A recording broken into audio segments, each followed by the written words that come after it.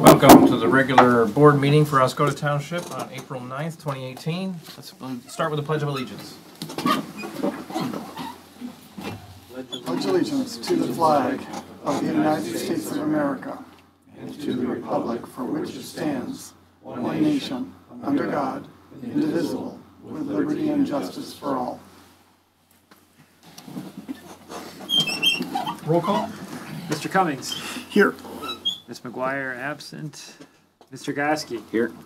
Mr. Palmer. Here. Mr. Nordine here. Mr. Byer. Here. Mr. Weed. Here. For agenda additions, do we have any? We have one potential, and that would be the purchase of a pickup truck. All right, let's put that under reports at item H. Any other additions? Need a motion to approve the agenda. So moved. Support. Motion by Mr. Gajewski, support by Mr. Cummings. All in favor say aye. Aye. Aye. All opposed? The agenda is set. Next is public comment. For the first public comment period, you can fill out a card and submit it to the superintendent, and there's a 4-minute time limit. When you come up and speak, please introduce yourself. Do we have any cards? We do. Arnie LaRich would like to talk about video broadcasting of the RAB meeting. Good evening, Arnie LaRich, Westwood Drive, Oscoda, and I'm speaking as the co-chair of the community section of the RAB, Restoration Advisory Board.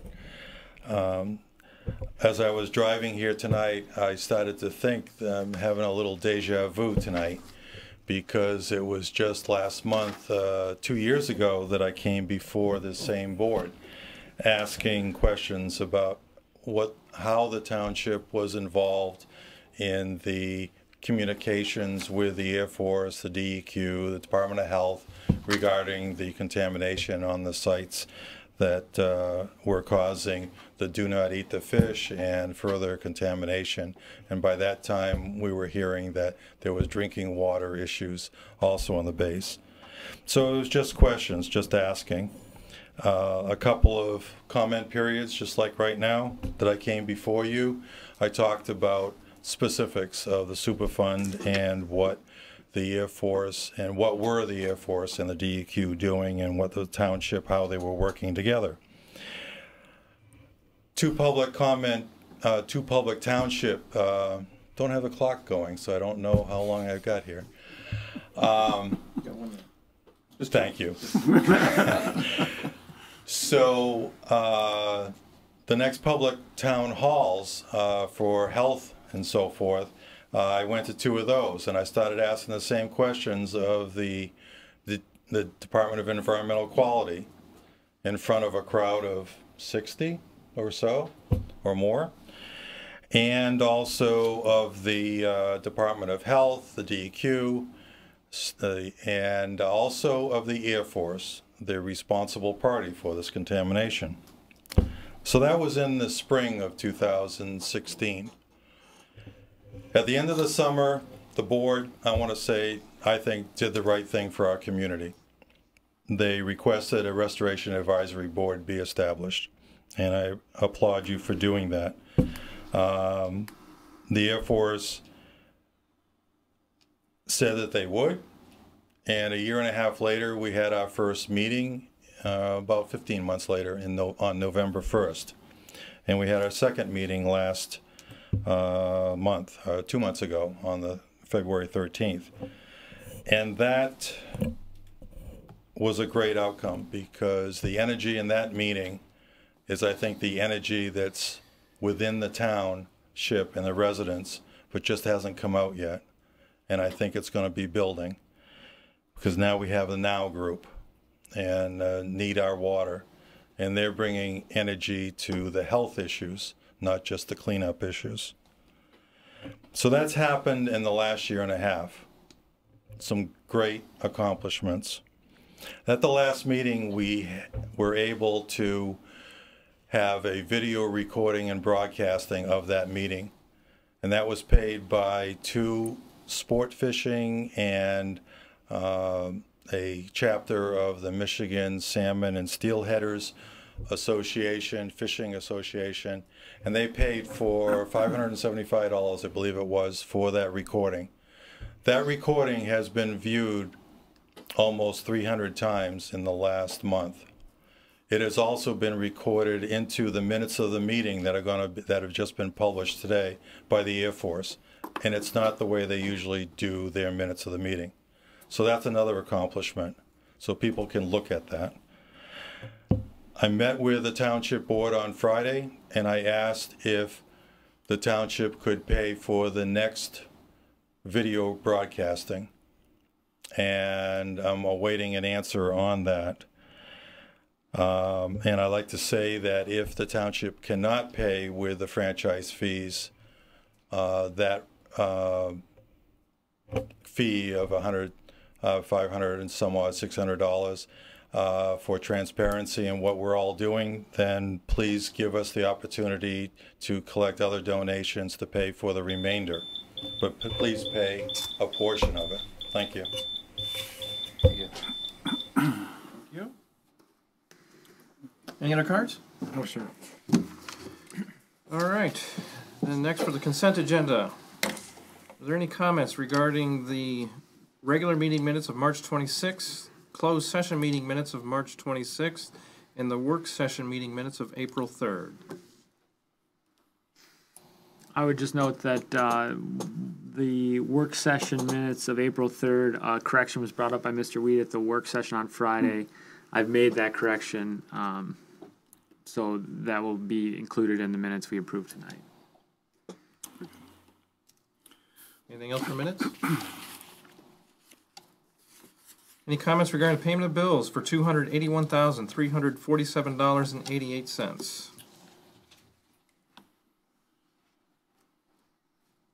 Any comments regarding under the reports for the Michigan Avenue property acquisition?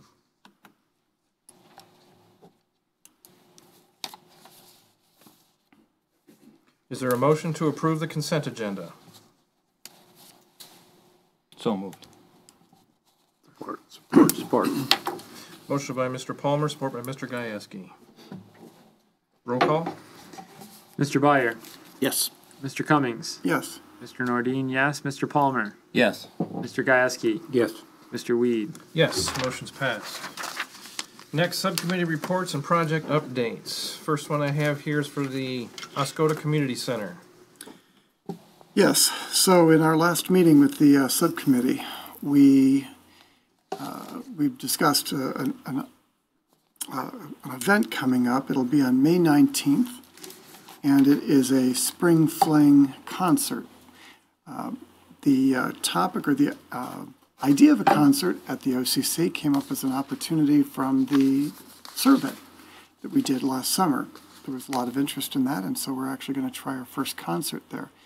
There'll be more information and flyers coming out soon. You'll certainly hear about it within the month of May as you pick up an article or so in the newspaper. The other thing will be that the subcommittee is putting together a report, a readout to the board. Since it was organized and first met, I believe, in February of 2017, there needs to be a report back to the board. Let us know what they were thinking, what they've concluded about the topics that ultimately surrounding the reason why the subcommittee was first formed. So they're going to provide that readout, and they're putting that together, and we'll probably have something to review at the next meeting, either in May or possibly finalized in June, and that'll be when it can come back here to the board. So just let you know that that's on the lineup. That's it. All right. The other one I have is for the upcoming RAB meeting. Yes, well, I get to take that one as well. So the next RAB meeting will be here in the library. It's on April 18th, and it begins at 5:30 p.m. sharp. And at that meeting, the official signed operating procedures that were ratified at the last meeting will be distributed. All right. Mr. LaRich has asked us to discuss about Yes, paying for doing the video for the RAB meetings. yes. Do we want to have that discussion? I think it's appropriate, sure. Well, if we don't have it tonight, it'll be too late to discuss it any other time before the meeting. So Right. I guess that would be appropriate. I'll start off and say that I'm in favor of going ahead and paying for videoing of the next 2 RAB meetings and then re-engage at that point later. Because there was talk before about them finding other funding to pay for that. So I don't want to do it in perpetuity. But at least take care of the next 2, and it should be enough time for other funds to come up, hopefully. But if not, we just look at it What again. amount of money are we talking about per meeting? What's the amount? I was, I'm not the contractor. It's somewhere around, go ahead. The amount is $575 per meeting. I'll step over here. That's right. You get to follow your own advice Sorry, here. I have to go to my own rules. $575 per meeting. Very good. All right. And that gets them 3 cameras. The broadcast is live on YouTube, just as we are tonight. And then the recorded version is put back on YouTube for reviewing at any time. Good. And we also have archived copies. You know, we are in the negotiations to get Charter to get our analog station back on the air. Right. Once that comes back on the air, we'll air those meetings again in perpetuity. Good. Thank you. I have a question. So prior to the last meeting 2 months ago, there was discussion at the board level, not just Oscoda, but for Asable as well.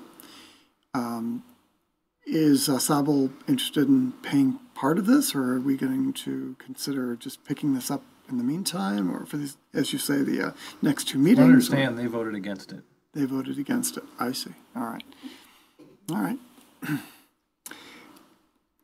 And since then, have we come to some conclusion then, I'm to assume, that there is no trouble with us doing this? Correct. I think that there was one It concern that is we thought legal that because it's government to government. Very good. All right, thank you. So that answers that question, Mr. LaRich. So did I understand you say it was $575 per meeting and 2 meetings for $1,000? Yes, sir. That worked? Buy in bulk, get a discount. I had to run that by my, I was just my winging it. CFO. Thank you. Be careful, you're being video. $575, if my Oscoda High School math does not fail me, would be $11.50. Be careful, there's a video camera on you at the I moment. realize that, yes, I am on camera. I normally spend my time behind the camera, so. That's all I had. Oh, I gotta look official? Okay. Any other discussion on this? When's the next meeting after April 18th? We won't know until we choose at the meeting. They schedule it at the end of the meeting. Do you have changed So it to could- quarterly, right? At some point, we would go to quarterly. Yeah. I was able to negotiate quarterly into the official operating procedures you mentioned. Yep. I don't know if we're ready to go to quarterly with issues, and I think that's an open discussion that should be brought up publicly at the meeting for suggestions. And then after that, the 2 co-chairs get together and figure out if it's possible to meet what the RAB members and the community want. So that's how the process works. So otherwise, the next one would probably be in about 2 months if it doesn't go to It quarterly. would be like in June. Okay. And then they did mention at one point a month ago that because the GAC unit would be installed by August 1st, roughly, that they want to have some kind of a event. And so it would make sense to have one at that time, and we'll see where we are for quarterly. Break a bottle of cheap champagne on the front door. You said that, not me. Okay. Don't want to break in. Okay. Well, there is also a strong sentiment with the Air Force to move quickly to quarterly, or even longer for that matter. They've been pushing for that for some time now because of the cost of bringing their entourage up here to have these meetings in the first place. So we'll have, oh yes, they made it public, it was a public comment, and he's mentioned it to me privately as well. It's not particularly a private point, but yes, I mean, it is a concern. So if there is a thought on your part, Mr. Lurish, that you want to make sure that we have a meeting in 2 months, please make sure to hold your position on that and to be prepared with why you want it to be in 2 months and not a quarterly, because there will be pushback. No, Yeah. I was just wondering Yep. where their communication channels are. That's all. Because I know that. Yeah. Anything else?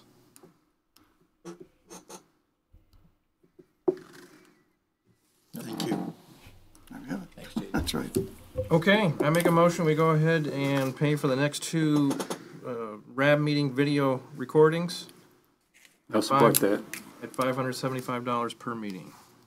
Ooh, wait, 1,000 for 2. We agreed to that. We have it in video.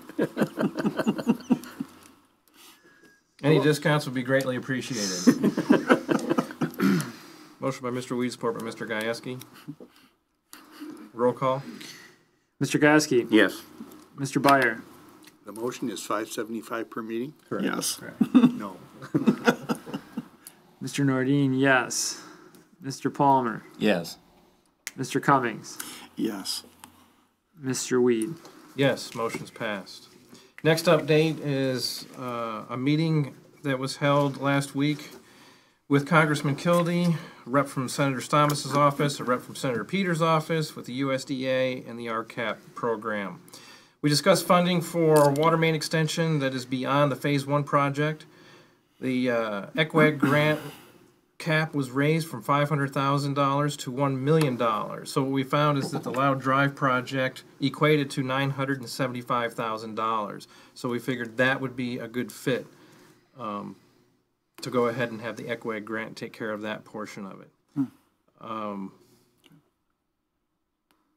Then, once we get that rolling, we'll search for additional funds for the remainder of what was considered the Phase 2 portion of the project.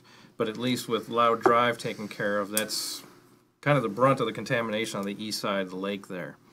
And then I also had a call with Senator Stamas today, since he does have some funds on hold for us from 2016, and asked if some of those funds can contribute into the project, take care of an offshoot from Loud Drive that is also part of the shoreline of Van Etten Lake, and he's going to get back with me on that.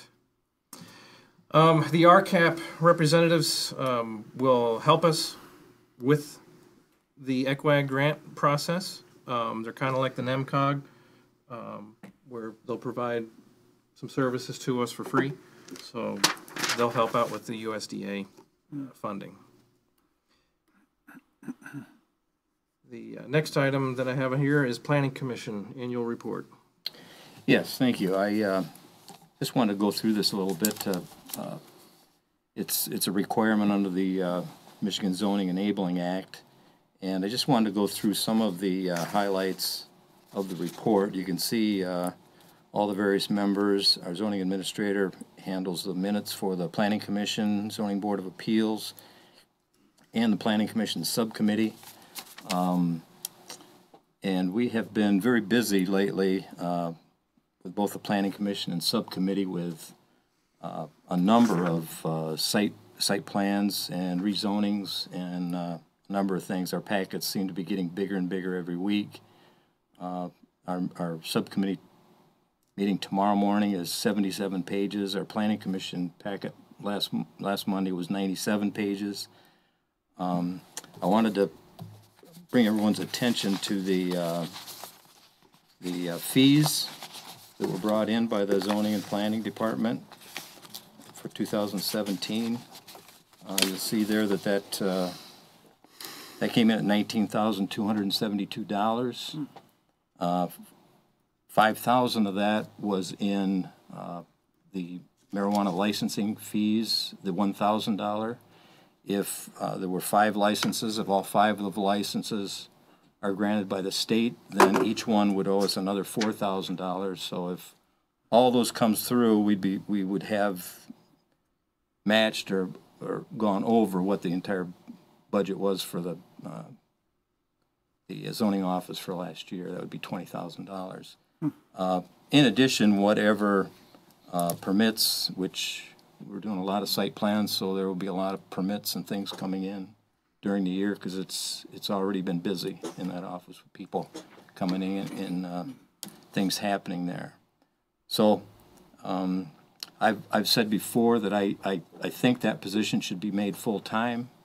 I know we've had budget concerns and we've tried to deal with that, but I think at some point the amount of work that's being done in the zoning office and the things that need to be done in the future with projected growth in the community and advancements and things that are happening around the town, I think that's going to be necessary in the very near future. So, just wanted to go over this report real quickly. There's a lot of information. I won't go over everything, but they're doing a fine job in there, and sooner we can get a compliance officer in there to help, the better. So that's it. Thank you. Thank you. Last item I have here is the Phase 1 bike path. Phase 1 is the portion that extends from Mill Street Bridge to the school. That was supposed to be constructed this year, but due to some time, the length of the timelines that the FLAP grant requires, it has now been delayed until 2019. Does anybody have anything else to update?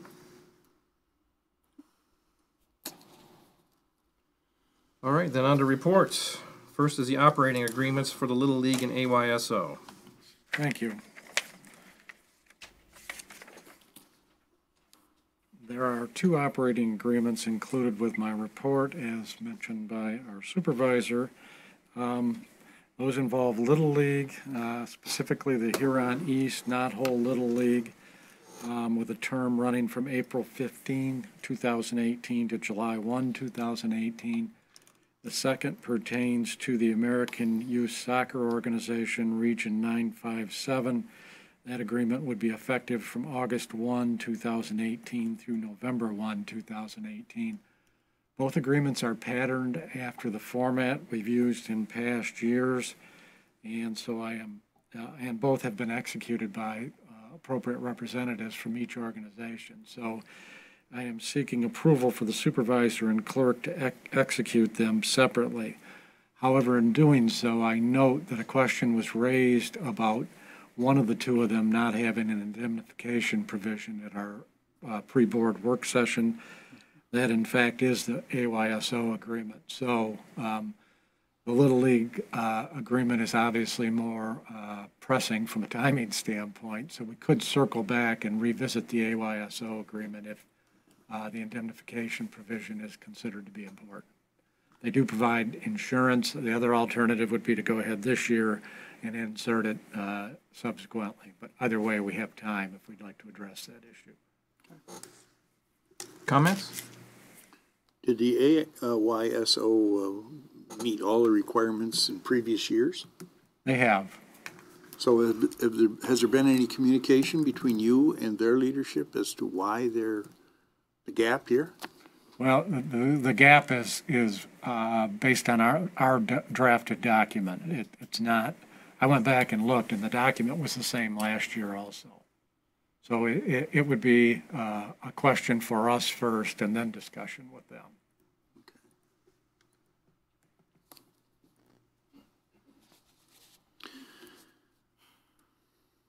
Any other comments? I move we go ahead with the agreement with the Huron East Knothole Little League. Support. Motion by Mr. Byers, support by Mr. Cummings. Roll call? Mr. Palmer, Yes. Mr. Byer, Yes. Mr. Cummings, Yes. Mr. Gasky, Yes. Mr. Nordine, yes, Mr. Weed. Yes, motion's passed. Anything regarding the AYSO agreement?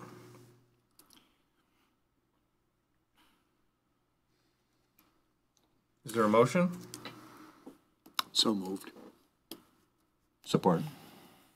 Motion by Mr. Byers, support by Mr. Palmer. Roll call? Mr. Nordine, yes. Mr. Palmer, Yes. Mr. Byer, Yes. Mr. Cummings, Yes. Mr. Gasky, Yes. Mr. Weed. Yes, motion's passed. Next, Fire Department SCBA capital expenditure. Yes, included in the packet is communication from our fire chief setting forth an expenditure plan for monies that we had budgeted in terms of capital improvement expenditures in the current year. The monies were focused on the second phase of the SCBA replacement program, and that is self-contained breathing apparatus. Board members might recall that we had previously talked about buying the equipment from Douglas Safety Systems. That's the same entity we purchased from last year to maintain continuity in terms of brand and so forth. In doing that, they being the fire department representatives, obtained a price. The price was less than the amount we had budgeted for FCBA alone for phase two. So they are proposing that we add a couple of components to this portion of the capital program for 2018. Specifically, the purchase of 2 handheld thermal imagers. These are tools used to confirm that the fire has actually been totally extinguished in a building. They've proven to be very helpful. We now have a unit that is failing and can't be repaired due to its age. So we have one on loan that we're using now. The second part of this would be replacement of a mobile cascade system. This is a truck-mounted air replacement system that's used to fill both SCBA and scuba bottles in remote locations away from the fire department and station. The current setup was fabricated and done well in-house. It served us very well, but it has seen better days, and they're suggesting it's time to move to a commercial unit, and the price then that was obtained would include that. The cost of all the improvements would exceed our budget by $2,184. Specifically, we had budgeted $93,000. The total price from Douglas for what I just provided an overview of is $95,184. I had provided the board with a specific cost quote separately in the event there was some desire to bid any element separately. However, the fire department is suggesting we move ahead with the proposal from Douglas. Again, that's $95,184. Any comments? Bob, did they indicate where they're going to put this portable tank? I think in the same vehicle it's in now. I believe that's a rescue truck. The rescue truck? Mm-hmm. Yeah, because And then when that truck gets replaced, this unit will be able to be pulled out. put and out in and the put new in the truck. other ones. Okay, that's what I was getting at. And how many of these SCBA units are we getting? I don't.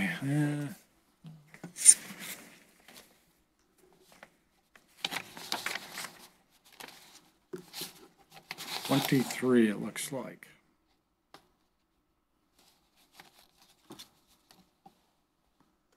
Okay, the follow-up question, is that the same number that we're replacing, or is it more or less, or? I presume it is the same. It's deemed to be adequate. Okay. To be clear, the breakdown is 10 cylinders and then 23 masks and head harnesses.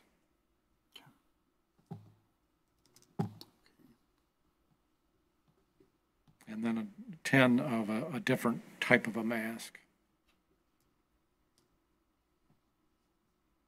So the question's a little more convoluted than. Where the answer is. Yes, sorry. Right, yes. And the funding for this is tied to the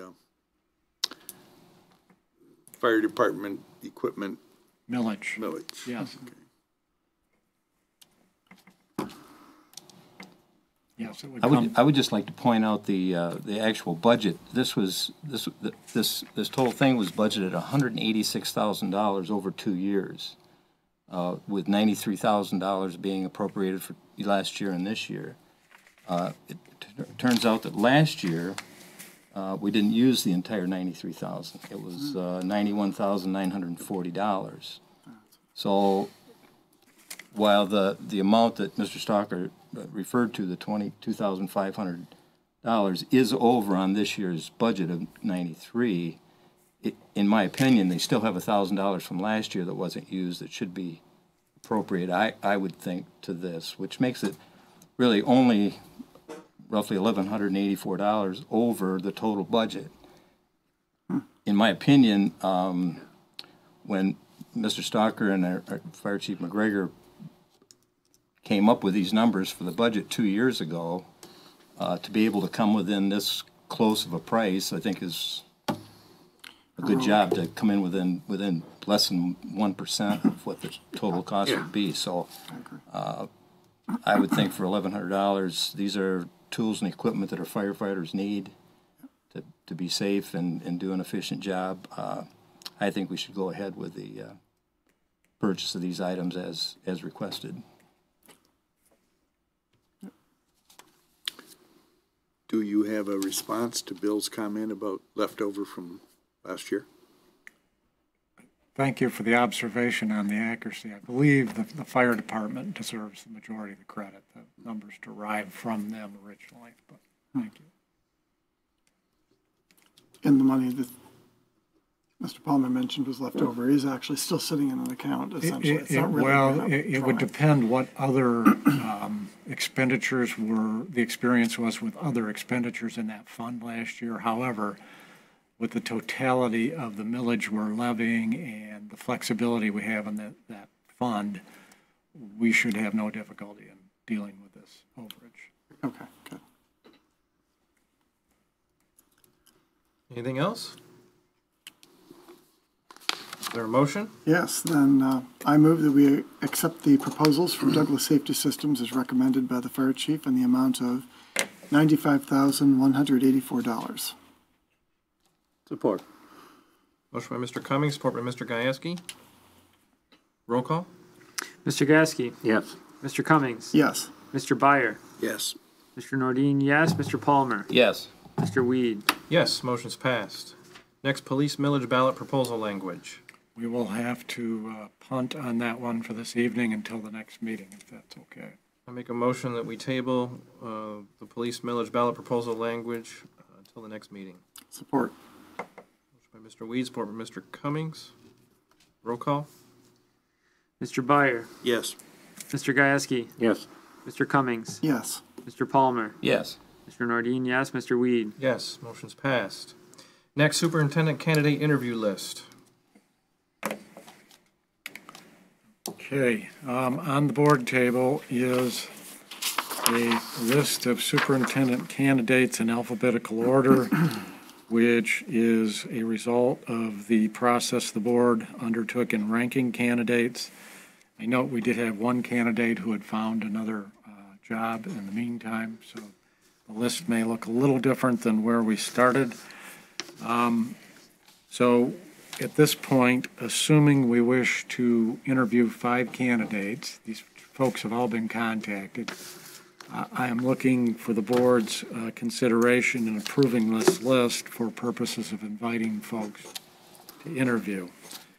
In doing so, I would note that we would be focused presumably on the weekend of April 21 and 22 for scheduling interviews, given previous discussion and scheduling constraints.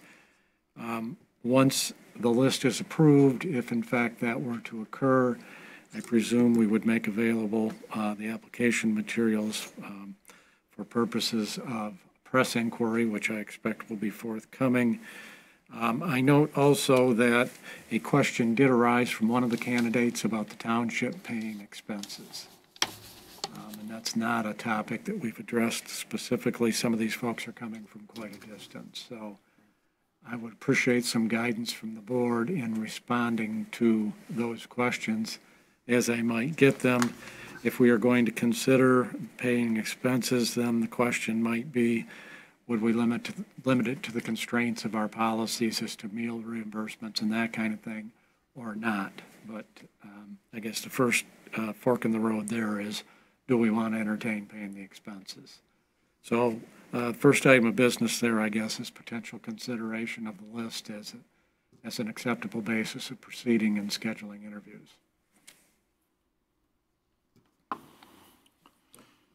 So we talked in our work session about possibly interviewing the top 5 ranked candidates. Does everybody still agree with that, or do you want some other number? I think 5 would be appropriate. I'm fine with 5.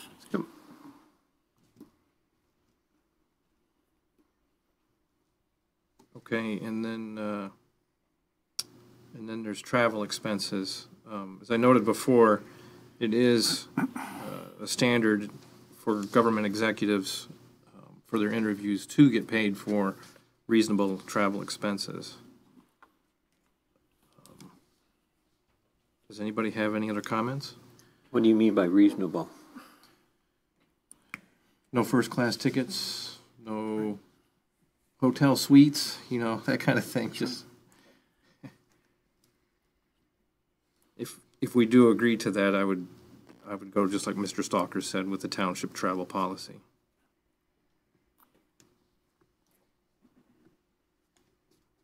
Well, I would think that'd be appropriate because a number of our candidates are from quite a distance out of town, and I don't think we want to limit our access pool to just people that would be within driving range of the township. So I would be in favor of reimbursing at a reasonable rate the travel costs for our candidates.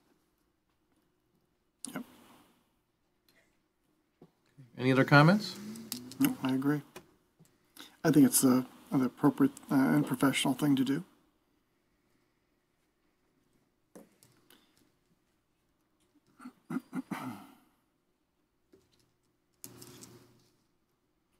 Any other topics to cover regarding superintendent selection?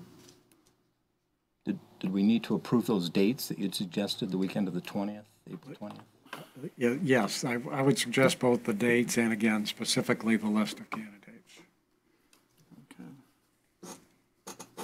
I'm advised the action should be official. Yeah. Well, I would move that we have the interviews on April 20th through the 22nd as needed. Support that. Motion by Mr. Palmer, support by Mr. Weed. Roll call.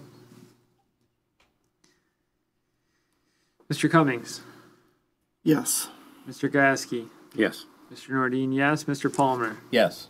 Mr. Byer, Yes. Mr. Weed. Yes, motion's passed.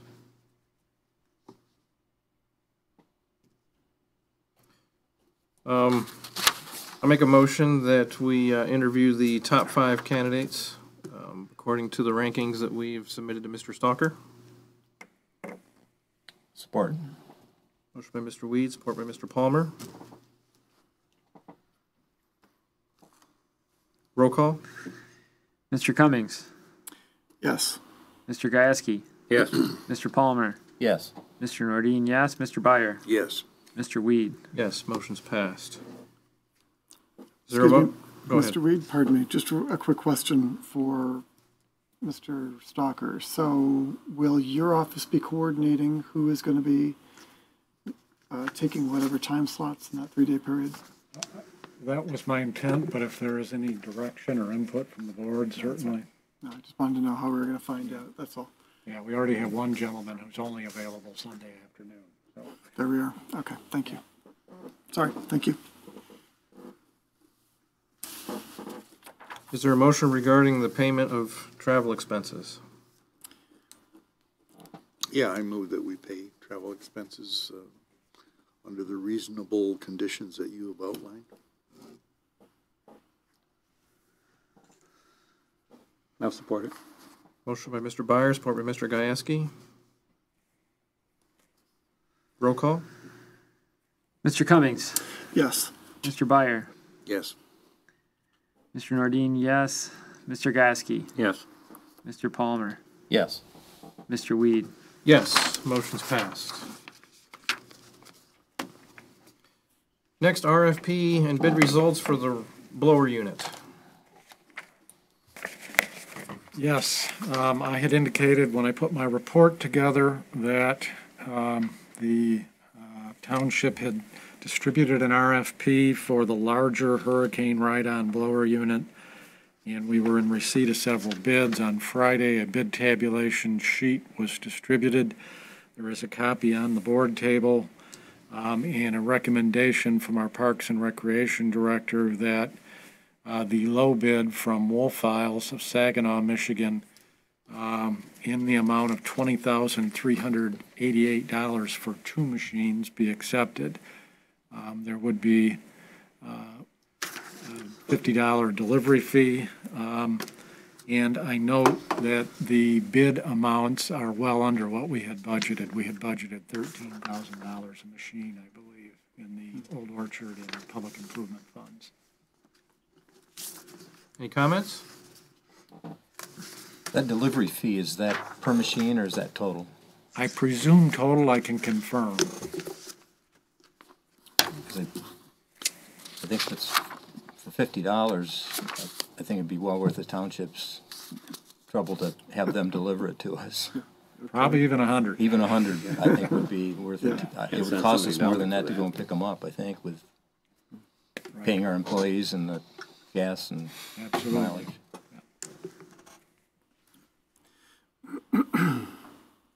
Would they charge us 100? 2 machines, would they fit on one truck? My assumption is that's for both machines, but I can confirm that.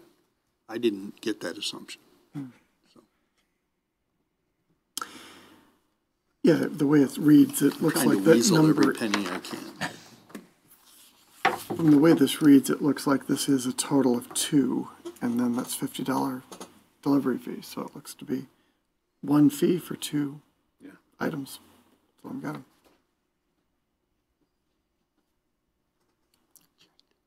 So, Anything else? quite incidental. All right. Is there a motion? Yeah, I move that we go with the lowest bid, the recommended bid, for 2 blower units. The price is what now? $20,388 total, Okay, thank you. Total. minus the delivery fee. Or not including. Not including, exactly. So would you like that motion to include the $50 delivery fee, Mr. Byer? Yes. Okay, very good, thank you. It's a make or break point here, yeah. Is there support? I'll support that. Support by Mr. Byer, support by Mr. Palmer. Roll call? Mr. Byer, Yes.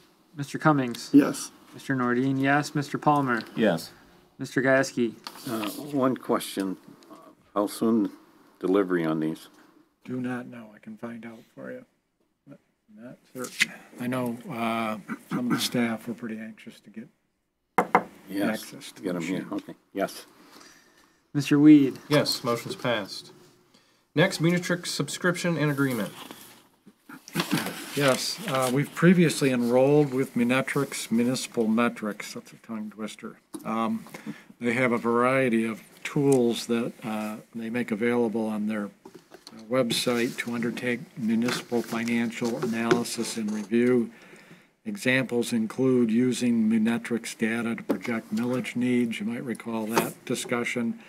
And they have a program which is of great benefit in preparing the reports that we need to do to get CVTRS revenue sharing. Correspondence indicates that the cost of the service is going to go up from $2,400 to $2,844, assuming we were to enroll in the more cost-effective alternative. That's the Transparency Edition. They've given us a revised subscription agreement reflecting the new pricing. The agreement has not been submitted for legal review at this point. If we were to proceed, the board would need to make a determination whether that should occur. I note also here that there is a program available through the state where you get reimbursed for part of the fee associated with doing the analysis. They want to encourage communities to do that. And in 2017, we got $946 back. So if we are inclined to proceed, I'm seeking authorization for the supervisor to execute the subscription agreement or refer it for legal review if the board would prefer that approach. Comments?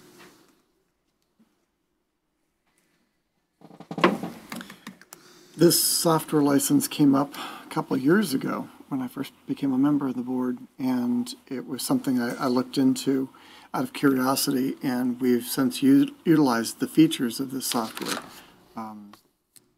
numerous times. It's been an advantage to have it, as Mr. Stalker mentioned in the first place. So to renew the license, I think, is a no-brainer. To the point about the license tier that he's requesting board approval for, it's not the most expensive one. The more expensive tier was actually unclear as to what that entailed, other than the fact it would cost more. So I think if this is similar to what we've been getting all along, I think it makes sense that we would get it. And then hope for a little reimbursement along the way.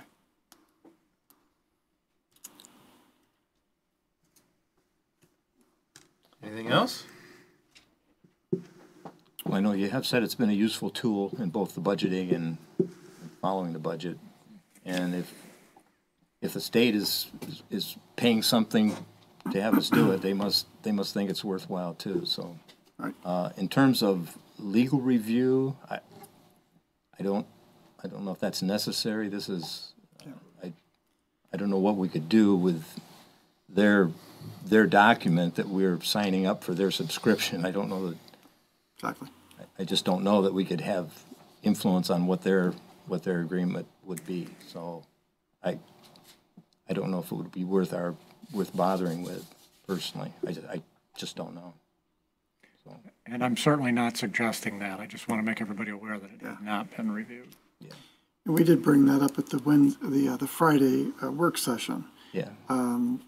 You know, this is like Oscoda Township thinking that we can change the end user license agreement for Microsoft. Yeah, it's not going to happen. So, yeah, I think it's fair to say that a simple review of what the words are in it, which aren't complicated, it's not nearly as complex as a Microsoft end user license agreement. Yeah. That we can see we're not forfeiting our township or something like that. We're not doing anything untoward in that agreement. So normally I would agree that we would always have a contract reviewed by our legal counsel, but in this case I think it stands to reason that we're not, there's no risk to mitigate. Is there a motion? I'll make a motion to have the supervisor execute the subscription agreement for Munitrex, the Transparency Edition, in the amount of $2,844. Support. Motion by Mr. Palmer, support by Mr. Cummings. Roll call. Mr. Gasky. Yes. Mr. Byer. Yes. Mr. Nordine, yes. Mr. Palmer. Yes. Mr. Cummings. Yes. Mr. Weed. Yes, motion's passed. Next, work session follow-up confirmation. Yes, I have attempted to summarize what my understandings were relative to discussion at the work session. I don't know that I need to go through them one item by item. Everybody's had a chance to review them, but I guess what I would say is if there is something missing or something that's off the mark from anybody's perspective, this would be the time to talk about it so that we can establish a clear direction moving forward for action based on the work session discussion. Any comments? Board members might recall I had to leave early last meeting 2 weeks ago, and before this came up on the agenda, but the second item under Township Lighting, Road and Street Advisory Committee will be tasked with evaluating the existing streetlight illumination in the Wordsmith district. I'm thinking, just to throw this out, that the three of us, Martin and Aaron and myself, go and look at the lighting in some evening individually, and then we can get together and talk about what your thoughts are about eliminating some lights or improving whatever. Doesn't have to be a team effort. We need to get together after each of us does this, but if you have a better idea, fire away. No, I think it'd be very good. Yep. And if we Three can, different opinions. and if we can get, I guess, an updated map regarding lighting in the, I guess, say the eastern portion of the township. Okay. We may have that already, but I will double check. We got one a few. The maps I found was a lot of Wordsmith District. A lot of Wordsmith District. Yeah, it was a lot of Wordsmith. I just want to add a comment. There are residents on at the villages of Oscoda that I think you're considering this would be a part of, correct? Or are we talking the business area only? Just to be clear where the delineation is. Yeah, everything. Okay. There are residents at the villages who have expressed upset concern back when there were lighting fixtures being replaced a couple summers ago, or a summer ago. I think it was 2 summers ago. And there are some people who really don't want it looking like it's daylight 24 hours a day. So some people, it's the way the light option on the poles situated relative to their home, and they end up getting a flood of light into the windows that they don't want, like bedrooms. So I would recommend that whatever recommendations come out of this, that there's an opportunity for maybe the HOA to know what you want to do, or we can contact people to let them know what the changes would be, so we can make sure that we're not creating a problem that we think we're solving. Just as a point. That's a good idea. Thank you. And I've had 2 There you are. that fit exactly what you said. Thank you. Too much light. So. Yep. We may need to look at baffles. Right. Yeah, this is where possibly other options. I'm not a lighting expert, but there may be other things we could, bring to bear here. But thank you. Any other comments?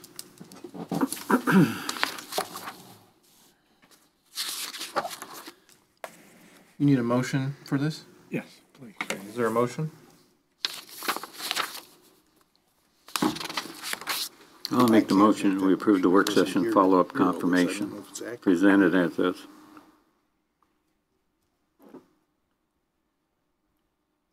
Is there support? Support that. Motion by Mr. Gajewski, support by Mr. Cummings. Roll call? Mr. Palmer, Yes. Mr. Byer, Yes. Mr. Cummings, Yes. Mr. Gasky, Yes.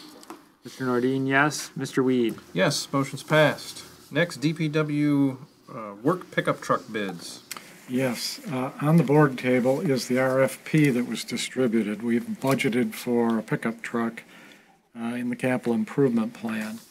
You'll note that there's a relatively long list of vendors that the solicitation was sent to. We received 2 bids, so the first question is, do we want to proceed in considering those bids based on the limited number? If so, I've got the prices and the proposals from both vendors. If not, we would not divulge the numbers publicly, send the bids back and rebid. So They had plenty of time to respond. they did. They did. Did you have any response as to why we only had 2 out of this extensive list? No, we've not asked. I mean, we certainly could call and ask.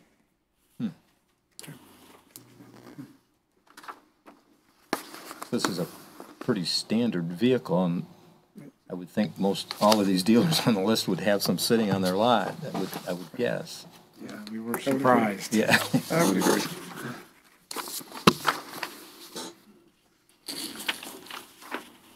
My only concern is why only a 2-wheel drive?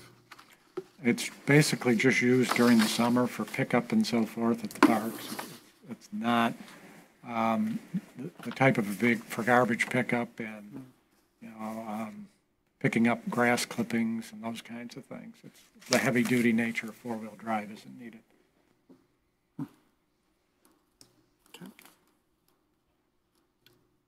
So, what does everybody think? Well, it seems like we're always rebidding and giving them more time. Yeah, I agree with Jim. Always comes back and bite us, too. I agree. So, we just want to go with the two bids then?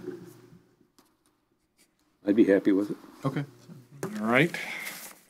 On that basis then, I have some documents. The first is a summation of the bids. One page. Second is one of the bids and documentation relating thereto. And the third is the second bid. All right, thank you.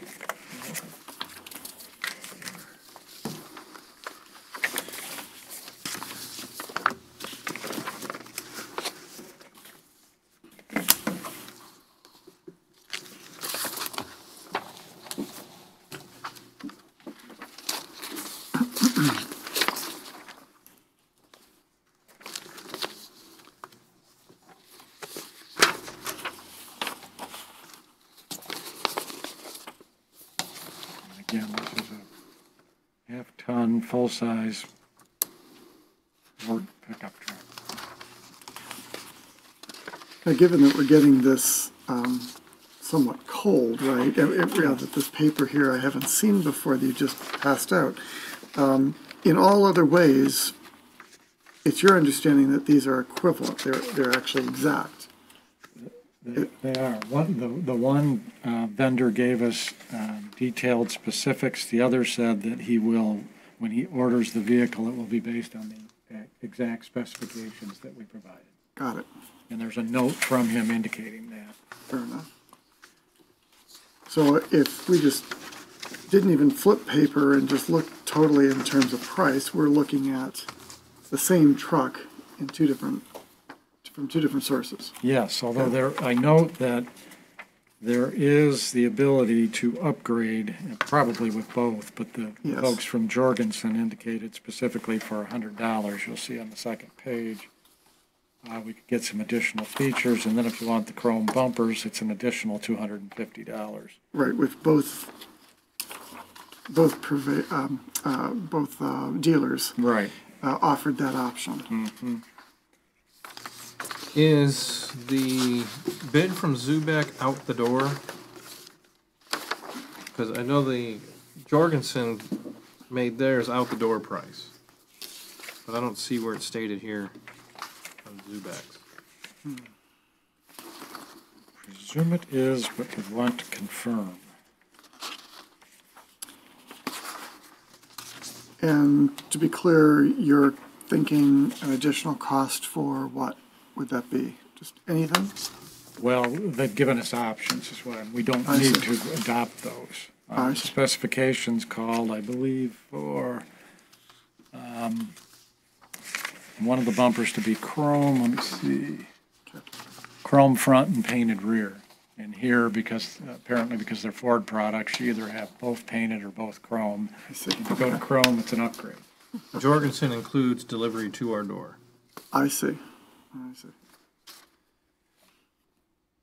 And whatever needs to be done for title work. And their bid, regardless of which one we were to choose, falls outside the purview of local preference. I mean, certainly the board has the latitude to deviate from that if you wish. But Right.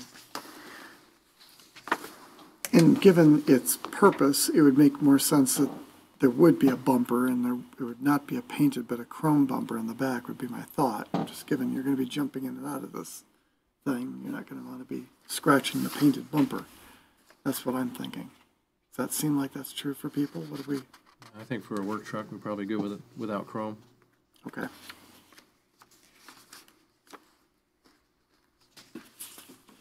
Bob, did I hear you say that local preference does not apply to either one of these? Well, it's outside the bounds of it. The bids are based on the number, the limitation of the policy.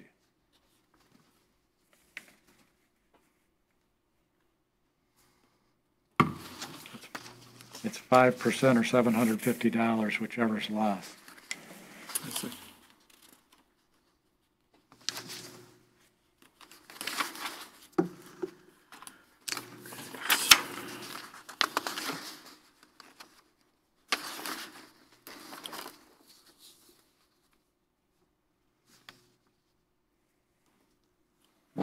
And we had budgeted $23,000.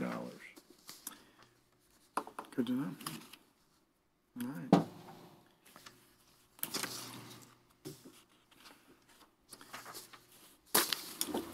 My preference, even though it's over the $750, it's $65 over that limit, I would prefer to go with a local dealer.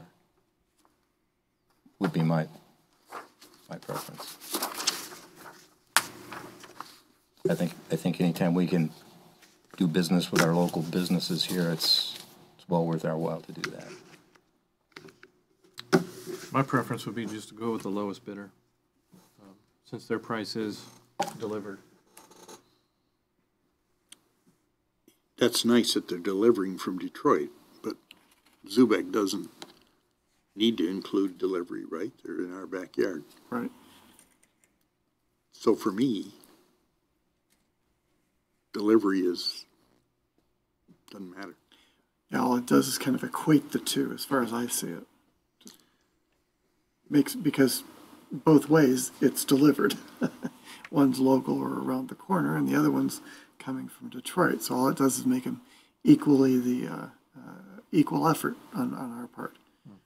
No, I'm just looking at the cost savings. Agreed, but one way or another, we got to receive the thing. So it's good that they did it. The last couple of years, we bought about 6 pickups from Zubik that would override this $750. Yeah.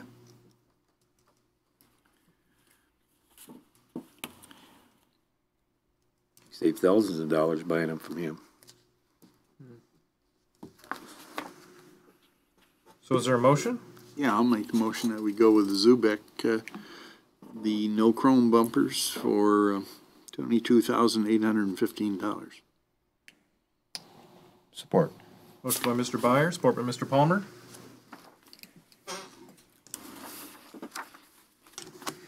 Roll call?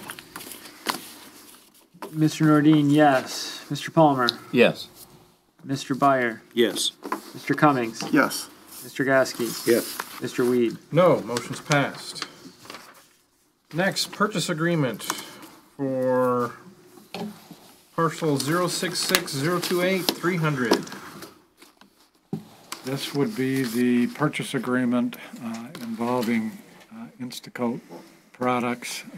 The board had approved acceptance of the offer the company made several weeks ago. We are now in receipt of the purchase agreement as signed by the prospective purchaser, so I'm seeking approval for the supervisor and clerk to execute the document on the township's behalf. Any comments?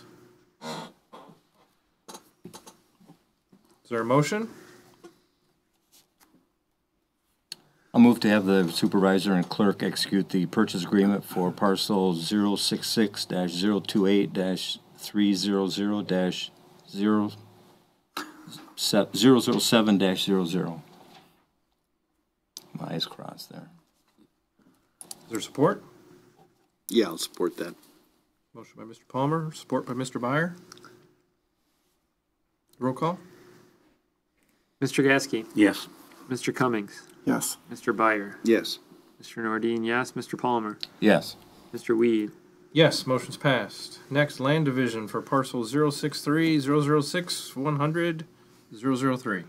Yes, we have a communication from our assessor and other staff regarding potential approval of a land division at property address 7960 Allowed Drive.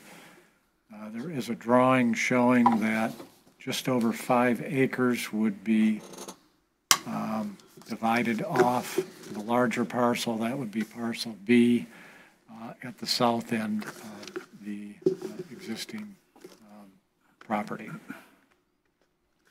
Comments? Is there a motion?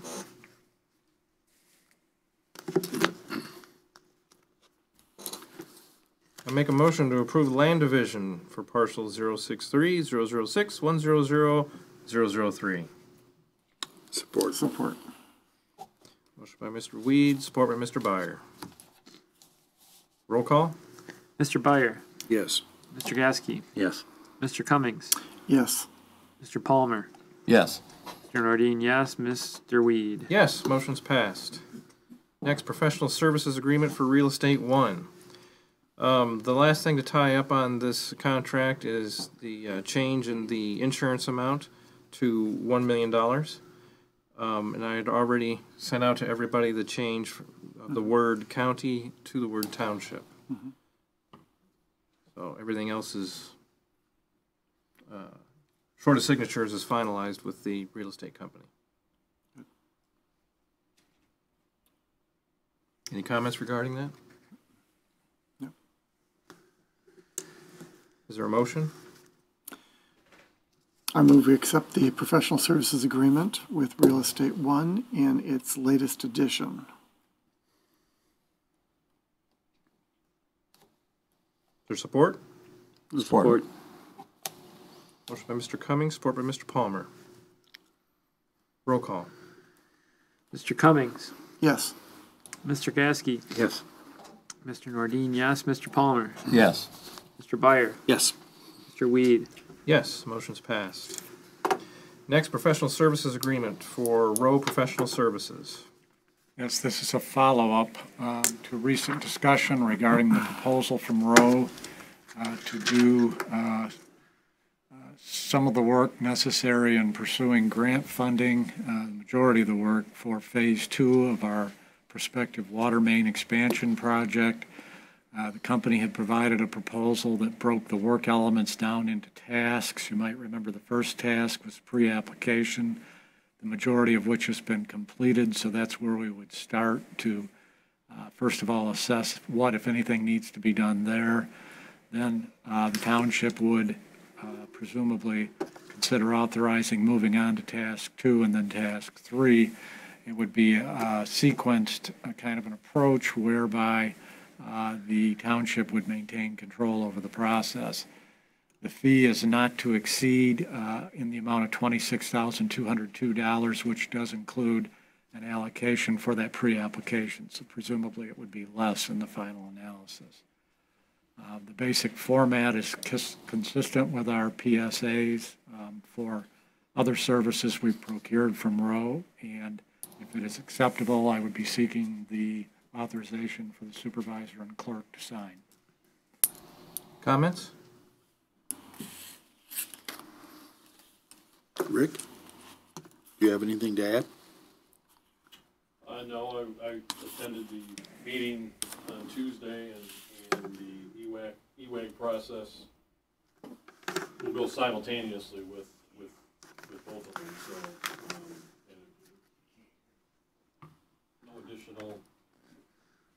no additional costs, and as Mr. Stalker said, as far as the pre-app process, RCAP's going to do a fair amount of it. I've done some early discussion with Lisa Fott. She said the environmental is going to take the longest, which is 60 to 90 days, but she's going to do those simultaneously. So moving both processes forward will fall within the guidelines of our proposal. And again, it'll, as Mr. Stalker said, it will come in less than that based on the preliminary work that's already been done. So. Comments? Thank you, Rick.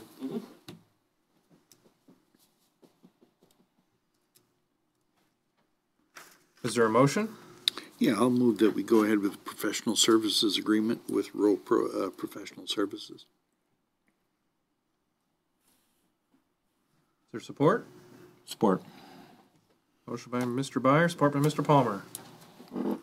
Roll call. Mr. Cummings, Yes. Mr. Gasky, Yes. Mr. Palmer, Yes. Mr. Nordine, yes. Mr. Byer, Yes. Mr. Motion. Weed. Yes, motion's passed. All right, now we're into our second public comment period. At this one, a card is not needed. Anyone may speak. There's still a 4-minute time limit, and please introduce yourself if you come up. Does anybody wish to speak?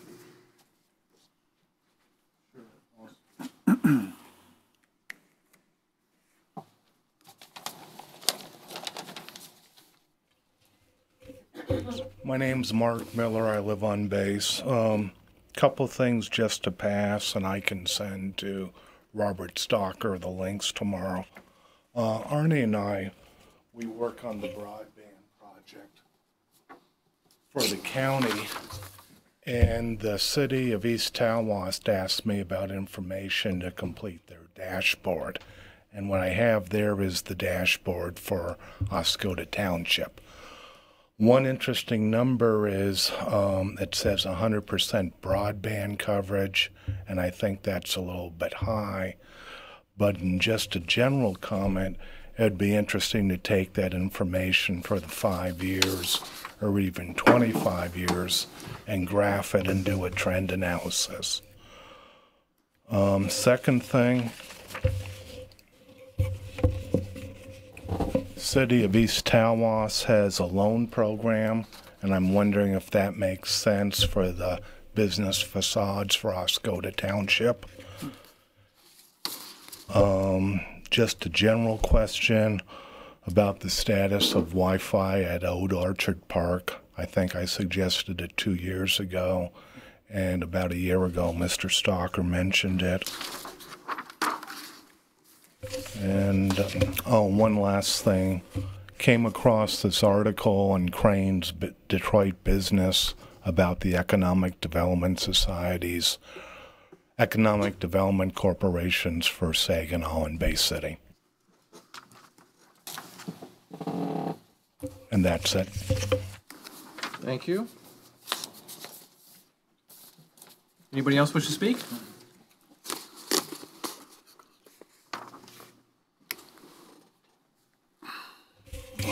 Ani Larich, thank you for your vote for the 2 meetings being video broadcasted. I'd like to suggest the township could get a bang for your buck if you may want to do this. I have negotiated with the Air Force that they're taking data from the location where each discussion or major discussions occur in the video and putting that embedded into the minutes, so people who want to just read it will be able to do that. But if they want to drill down and see where in the video, 2-hour-plus meeting, they can do that very easily.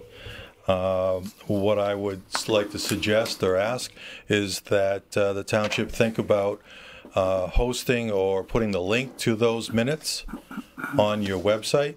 For people who are not familiar with going on to YouTube and that kind of thing, they're more familiar with your website. And so that would be a great transparency method of getting out to more of our public. I'm going to be talking with the Air Force and the other agencies about implementing the operating plan that Tim mentioned that was finalized, and it's in the handouts for the meeting. One thing that was incorporated in that was for all agencies to include providing major communications and documents that apply to decisions that those agencies are planning or making or have made, and sharing that in a timely manner with the public. Basically, copies that the Air Force has been putting on in the library. They call it an information repository, and that's been recreated. There's still work to be done to make that more useful for the public and the RAB community people to be able to look at maps and detailed analyses in an easier way than just doing it online. So I would just ask the township to look at the operating procedures and see what it entails, and for the township to take a lead in the agency group of the RAB and take a lead in providing those communications and documents as you're working with any of the agencies, whether it be the Air Force or the DEQ or the Department of Health, to notify by providing copies to the public forum. Thank you. Thank you. Anybody else? All right, then we're on to board comment. Does any board members have anything? I want to back up to the East Michigan property acquisition. We own that now? Mm-hmm. Let's get all the for sale signs and no trespassing signs off of it then. We do own it. Yeah.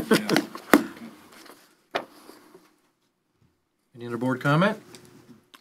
Yeah, a couple things there.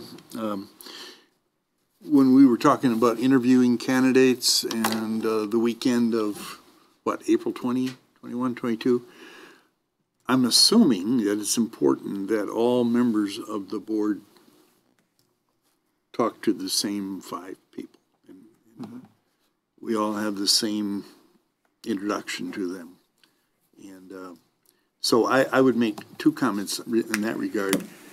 I would think, Bob, if at all possible, you can condense these interviews to 2 days instead of 3, you're increasing the likelihood that you would get all 7 of us there. If you can't, you can't, but that would be a big factor. Personally, Saturday is a little bit of a problem for me. I'm available between 8 and 10 in the morning on Saturdays. And then after 12, fine.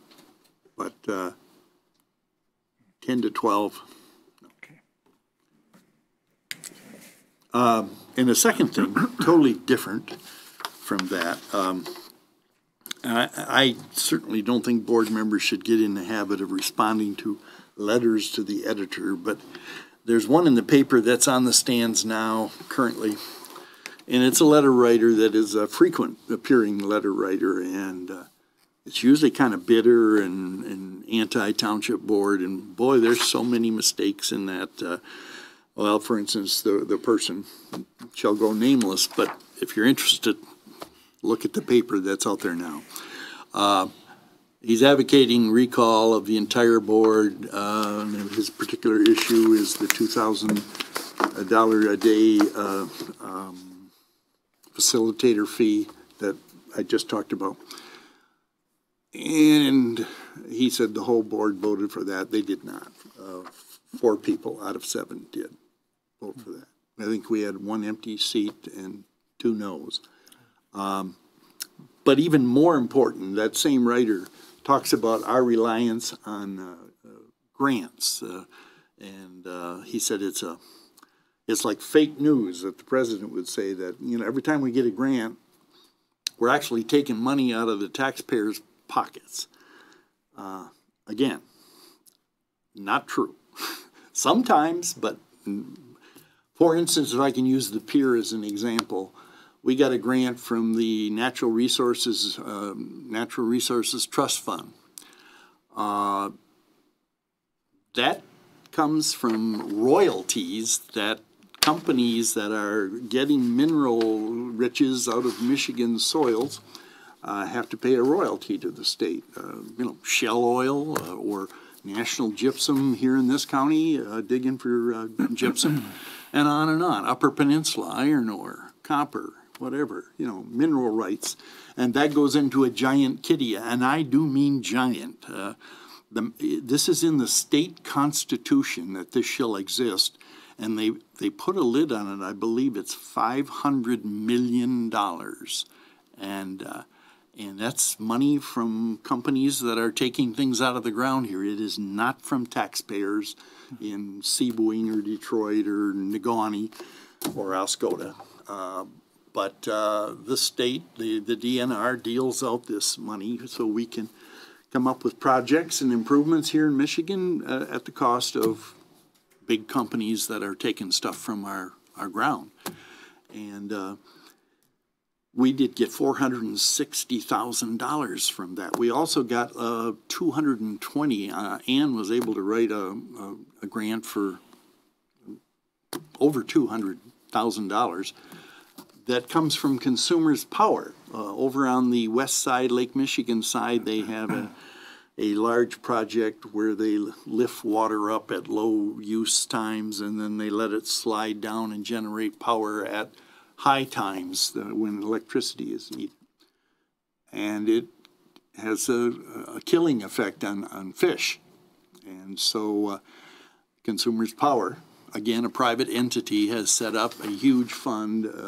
And originally it was only used to benefit Lake Michigan, that side of Michigan, Lower Peninsula, but it has reached a saturation point. And we got the $220,000 that I mentioned came from that. Not taxpayers, Consumers Energy. I'm showing my age when I call it Consumers Power, Consumers Energy. So, but and some grants are, from some kind of a general fund in Lansing that are funded by taxpayers. But the ones that we use a lot are not taxpayer money, and the gentleman, as so often, is wrong. So, thank you. Thank you for explaining that. And to add on to that, another factor is that if we don't take advantage of the grants, other communities will. Oh, for sure. And that's why some other communities look so well and have done so well, is because they took a very active role in garnering, leveraging a small amount of money to get a large amount of money back out of it. Yep. Some of them are, you have to have a match, like the DNR trust fund deal. But I don't recall, but Bob, maybe you can correct me. I don't think there was any match for that Great Lakes Fisheries grant at all. It was just here. If there was, I think we were able to match it with some of the other grant programs. Yeah. So They were stacked up. But Aaron's right. If we don't, the state says 500 million, we don't want any more in this. Again, it's in the state constitution. It's not a law. It's constitutional. And so they're anxious at certain times to just get rid of this money. Yeah. And as Aaron said, if we don't grab it, somebody else will. And even our getting money from the Great Lakes Fisheries Grant was a risk, a chance, because it was designed for the Lake Michigan side of Michigan.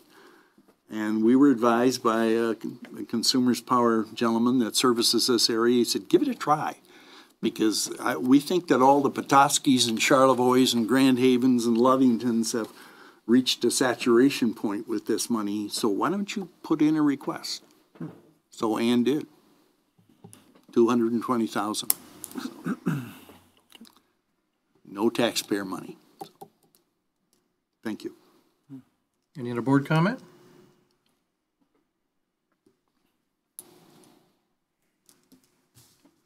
All right, then I need a motion to adjourn.